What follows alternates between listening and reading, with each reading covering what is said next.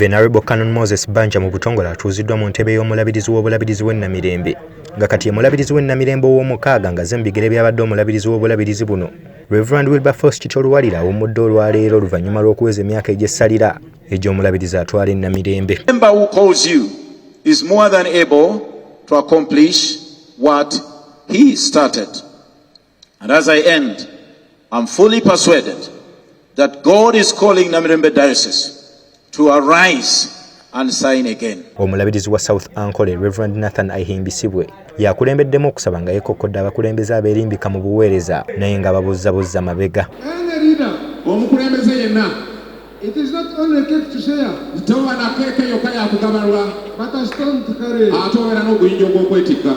And wherever you go, buli w'olaga, there are so many needs. Waliwo ebyetaago bingi from people. Ebiva mu bantu. And it at times is beyond you. Omukolo gw'okutikkira gukoleddwa Ssaabalabirizi w'ekkanisa ya Uganda Right Reverend Dr. Stephen Kazimba Mugalu ng'omulabirizi omujja Right Reverend Moses Banja alayidde okutuusa obuweereza n'obwesimbu mu bakristaayo era n'akola emikolo gyonna egigobererwa bw'atyo n'atuuzibwa mu ntebe ey'omulabirizi w'obulabirizi bw'ennamirembe. Right Reverend Moses Banja, in the name of the Father, the Son, and the Holy Spirit, that he may, by word and a good example, lead the flock committed to him into the way of truth and love. N'olw'ensonga eyo neeyitibwa Cathedral.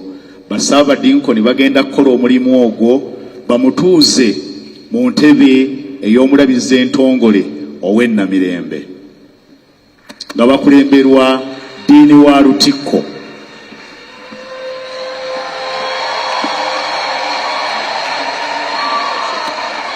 Mu kwogera kwe yasoose kusiima abo abakoleredde obulabirizi bw'ennamirembe bw'atyo n'asuubiza okwongerako ettofaali ku ebyo byasanzeewo. Ebyo bye tusanze nga tebinaggwa. Siima nnyo bakadde baffe abalabirizi abatusooka olw'okuzimba obulabirizi bwaffe okubutuusa we buli kati okuviira ddala lwe bwatandikibwawo. Wabaddewo bingi ebizze ebizimbibwa abalabirizi bano. Neebaza nnyo mukadde wange Right Reverend Wilberforce Kitolwalira olw'okuweereza obulungi wamu n'okutuwa omukisa okuweereza naye mu buvunaanyizibwa obw'enjawulo. Era nina bingi bye muyigiddeko naddala mu kusaba. Ono yeeyamye okukuuma n'okukozesa ettaka ly'ekkanisa mu bulambulukufu. Bw'atyo n'asaba ne gavumenti eveeyo ekwate ku babbi b'ettaka ly'ekkanisa abagufudde omugana ensangi zino. Sumba, ababuulizi wamu n'abakristaayo tufeeyo nnyo okukuuma okukozesa obulungi eby'obugagga mwe muli ettaka lino Katonda lyatuwadde mu ngeri emugulumiza. Bwe tunaakwata obulungi ettaka lino ne likozesebwa bulungi mu ngeri egasa ekkanisa tunaaba tubuulidde enjiri. Tujja kukozesa nnyo ne bannamateeka baffe nga twaŋŋanga okumalawo emivuyo egiri ku ttaka ly'ekkanisa ensangi zino.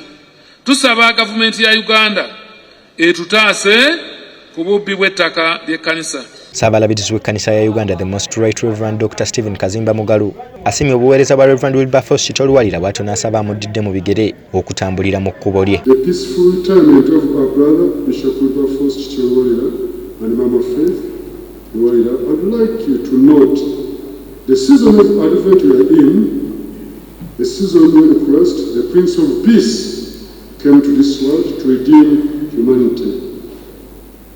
Bishop Walira and Mama Faith, thank you for serving your Lord and Savior sacrificially and wholeheartedly. Omukulembeze w'eggwanga Yoweri Tibuhaburwa Museveni asabye Reverend Moses Banja okukozesa obumanyirivu n'obukodyo bwonna ng'ayambibwako ekkanisa asobole okusomesa abantu ku nsonga z'okwekulaakulanya naddala nga bayita mu pulogulaamu za gavumenti. Bino bibadde mu bubaka bwe bw'atiisa omumyuka we retired Major Jessica Alupo. That will require wise counsel and guidance at all times from you, and God will shape the lives of individuals and families through you as you discharge your duties. I wish to recognize the role of the Church in shaping the morals of our society. Religious institutions have supplemented government efforts in raising people's living standards by providing literacy. Jessica Lupera akwasizza omulabirizi omujja ekisumuluzo kya mmotoka kapya ateemuweereddwa omukulembeze w'eggwanga. The cathedral has a gate is so small, the door of the cathedral, but it is out there. It's a gift of a brand new car. Mu bubaka Ssaabasajja Kabaka bw'atisse Nnaalinnya Agnes Lubuga Nabaloga ayozaayozezza omulabirizi okutuuka ku kkula lino bw'atyo n'amusaba okubeera omuvumu ku mirimu egimuweereddwa ng'agoberera omukululo ogulekeddwa Reverend Wilberforce Kitoluwalira. Ng'otandika obutube n'obuweereza obukwasibwa, tusaba Omwoyo Omutukuvu okulungamya okulembera bulungi abantu ba Katonda mu by'omwoyo n'okwekulaakulanya. Kamalabyonna wa Buganda Charles Peter Mayiga ayozaayozezza omulabirizi omujja Reverend Moses Banja olw'ekitiibwa kyatuuseeko bw'atyo n'amusaba okunyweza enkolagana y'ekkanisa ne Buganda ssaako okukwatira wamu ne Buganda mu nteekateeka za Buganda ng'okweggya mu bwavu, okulwanyisa mukenenya n'enteekateeka endala. The church in Uganda has historic ties with the Kingdom of Buganda. So when we talk about the kingdom's aspirations enshrined in the 5 aspirational pillars, we are talking about the aspirations of the Christians of the church as they are for all the people in the kingdom. I therefore affirm the new bishop that we shall continue to strengthen those historic ties. Omukolo gw'okutuuza omulabirizi w'ennamirembe gwetabiddwako Ssaabasumba Dr. Paul Semwogerere, Maama wa Buganda Nnaabagereka Sylvia Najjinda, Minisita wa Kampala Hajjat Minsa Kabanda, Minisita omubeezi ow'ebyobusuubuzi amakolero n'ebibiina by'obwegassi David Bahati, Lord Mayor wa Kampala Haji Salongo Erias Lukwago, ababaka ba Paalamenti, ba RCC ab'enjawulo, bammeeya ba Kampala, abakungu okuva mu gavumenti ya wakati n'eya Buganda n'abalala bangi.